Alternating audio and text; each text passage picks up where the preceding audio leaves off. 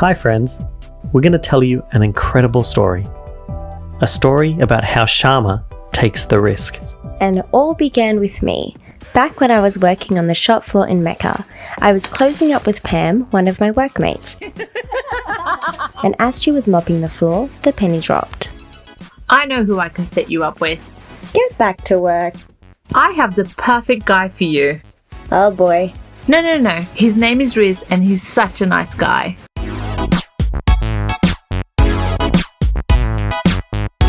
Hi, hun. Hey, hon, how you doing? Good. I have an idea. Did it hurt? Haha. I think we should set up Riz and Sharma. Who's Sharma? My manager at work. Okay, alright. I think you should call him. Call him now. Alright, let's get him on the phone. And this is where I jump into the story. Hey Ant, long time no speak. Uh-huh. He's just telling me how he's been. Wait, what? So, Riz, you seeing him at the moment? No, I'm single. Well, Pam works with a girl, and she says she's really nice, just the kind of girl you're looking for. Uh-huh.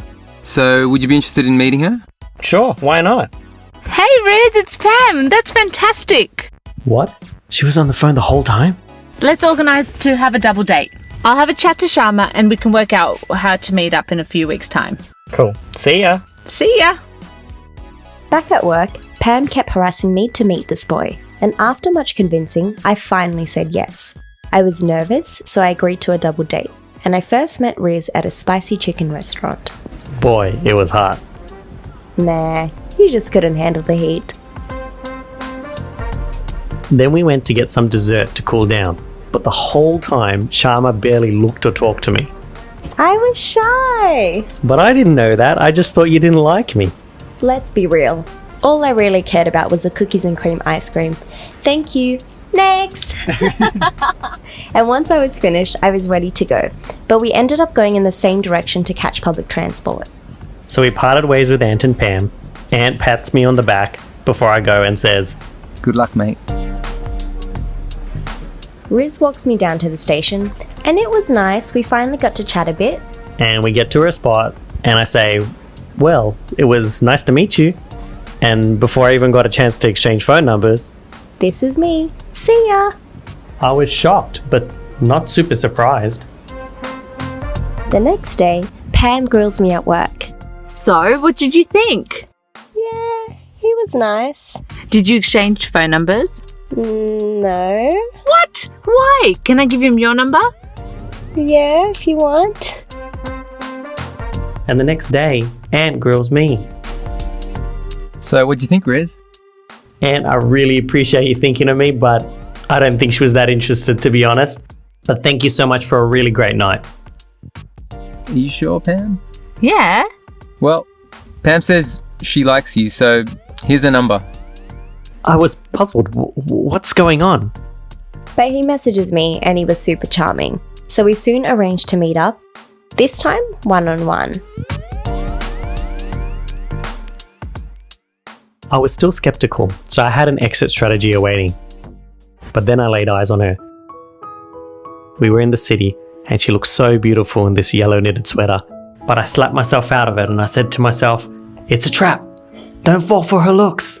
And when I saw Riz, I was like, what on earth was he wearing with his yellow polo top? But we walked to where he planned dinner and he was pretty nice. So we talked, and I even snuck away to pay for dinner without him noticing. But I was taken aback. I'm the man. I'm supposed to pay. But the night was just melting away, as was my exit strategy, and I didn't want it to end. So I bought us some ice creams, we walked around the harbour, and then settled into a cafe for a nice warm tea. And we fought for who was going to pay again. But I wasn't going to let you slip past me this time. Over the next few months, Riz and I went on many wonderful dates.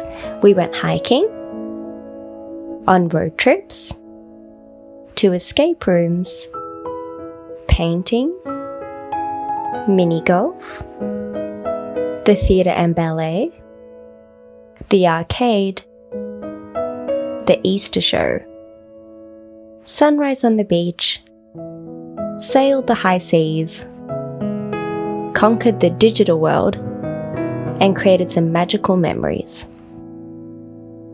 We were falling in love with each other more and more each day, which ultimately led to the proposal, and I planned a little surprise. So when he picked me up, I asked him where we were going. I told him, I'm not really in the mood to do anything crazy today. Definitely not anything outdoors. So I took her on a kayaking adventure in Manly. I hid the ring in a hoodie, which I stuffed into a floating waterproof bag. I brought a second hoodie just in case she got cold, which she did straight away and put it on, and then we headed out to the waterfront. As you might have guessed, I wasn't really jumping for joy into that kayak. Since I'm the smallest, of course, I was up the front, and as we started paddling, the waves were ginormous, and the wind was just constantly splashing me with water in my face. Eventually, I just stopped paddling and crashed over. He can paddle this thing on his own. Up back, it was so hard. The hardest paddle of my life. But finally, I battled the waves and got us into the bay, where the wind and water calmed down, and I took us to a little private beach. I'm wrecked. Wow, it's actually really nice here. Woohoo, finally! She's having a nice time. My luck is turning around. I jumped for joy out of that kayak and started to set up my tail. But Riz was like, oh, come, let's find some shade and set up there. As we're walking, all of a sudden he says, Look!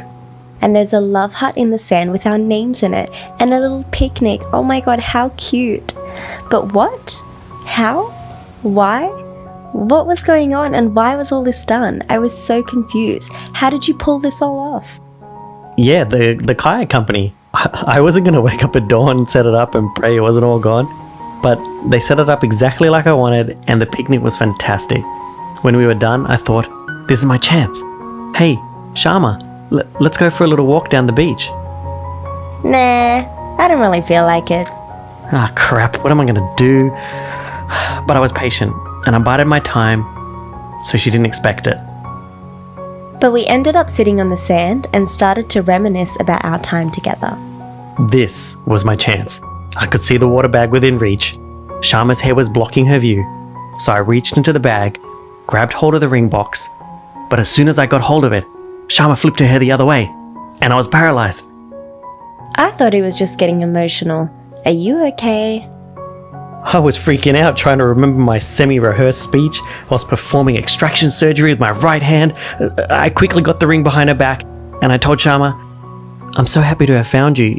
You make me so happy, and I can't wait to spend the rest of my life with you.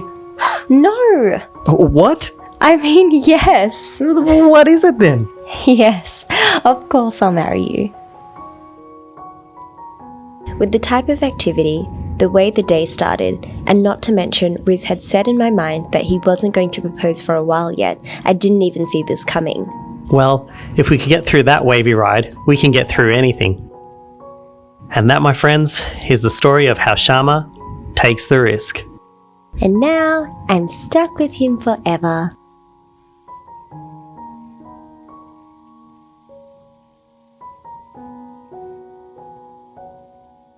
That's all, folks.